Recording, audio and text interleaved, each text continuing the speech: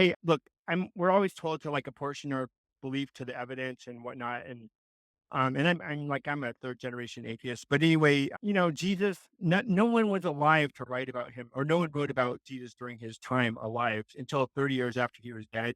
There's no mention of him, as far as I know, in any other like, publication or anything anywhere, tax records. So why aren't you guys mythicists? I just don't understand that. Like, it just seems like you would say like the default position would be to be a mythicist until someone proves that he actually did exist at the exact time instead of after the fact.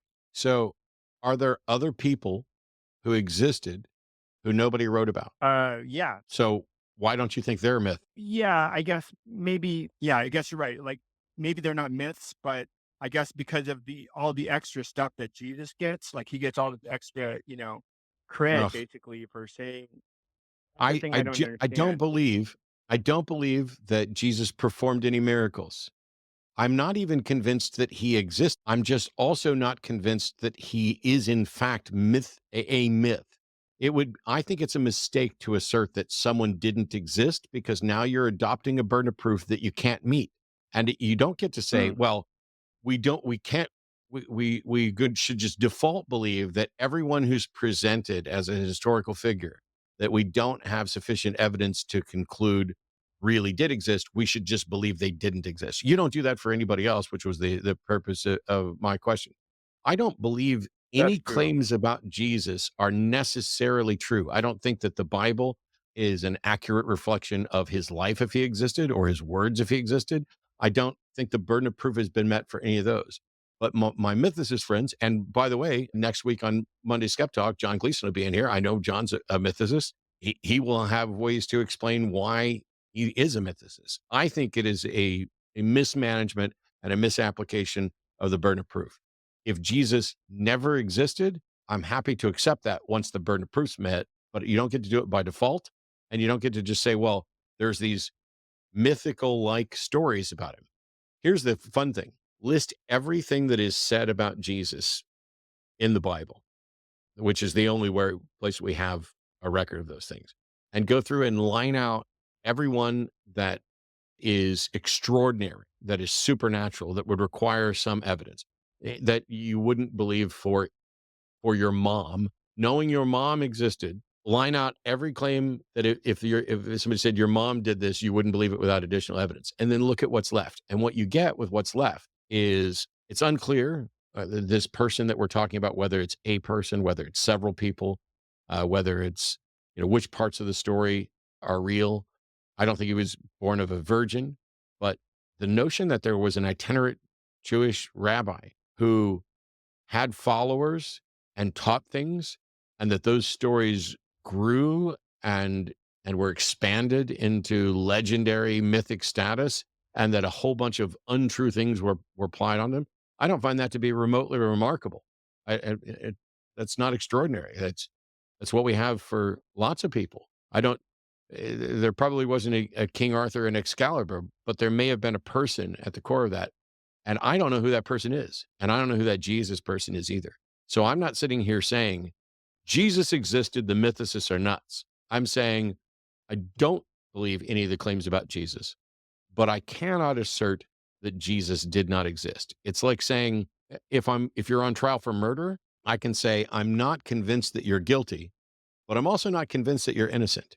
As a matter of course, I'm going to rule not guilty, but that doesn't mean that I am convinced of your innocence. And I think, and from my opinion, mythicists go one step too far. I think you're right. Those are all excellent. Every single thing we know about Jesus, like magic, like fucking the virgin birth from the very beginning, everything. And so, like, I Not can't everything. pull myself out. Okay, like, I mean, The yeah, okay, Sermon on most the of the Mount, things that are written, the yeah, Sermon on the Mount is the biggest block of stuff attributed to Jesus in the entirety of the New Testament.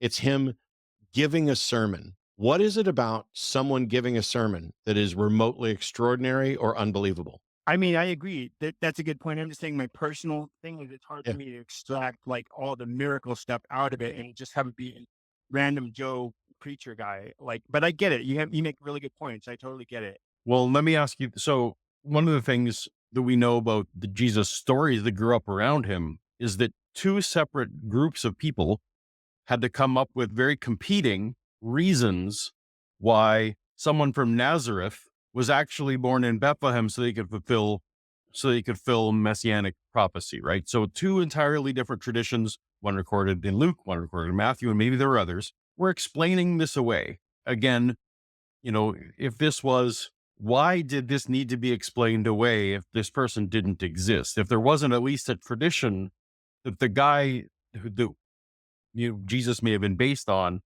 came to be known to be from Nazareth. Now, it's not impossible that that's a fictional thing, but that's one of those things we point to, and it's like, oh yeah, that a guy walking around, people knew where he was from, and that didn't line up with the story.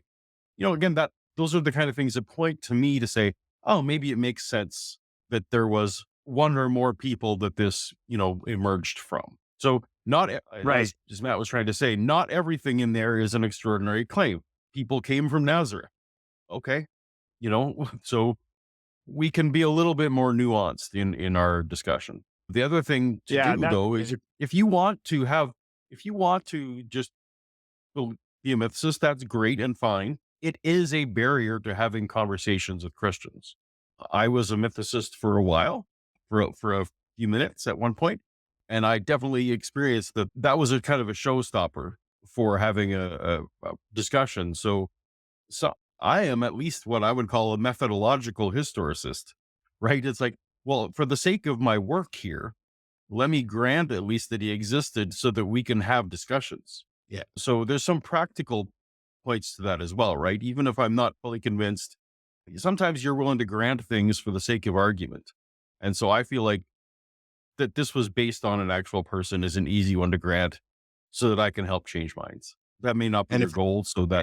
Go ahead. if it turns out we're wrong, like for example, I'm not even saying that he necessarily existed.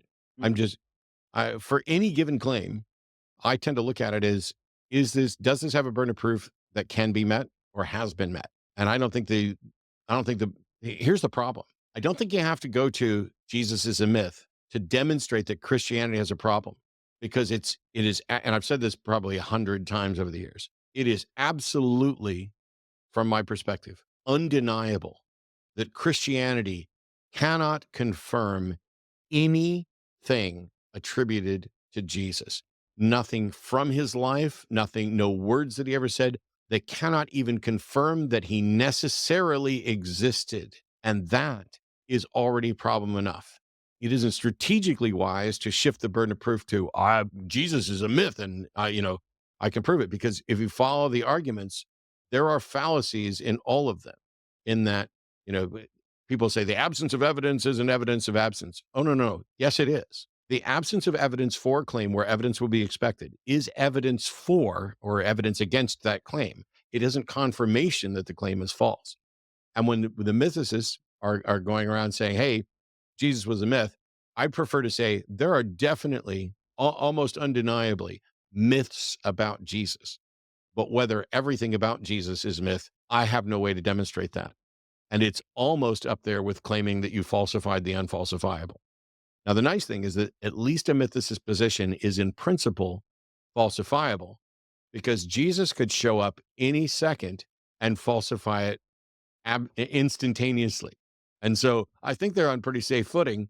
And if it turns out that people spend their lives thinking that Jesus wasn't real, um, when he may have so that either Jesus wasn't real, in which case the mythicists will be right. Jesus was real but not God, in which case nobody will ever know. We're not going to get any new information about it, and his existence is not an issue. Or Jesus was in fact actually real. The stories about it are true about him are true, and he's God. In which case, why isn't he down here settling this?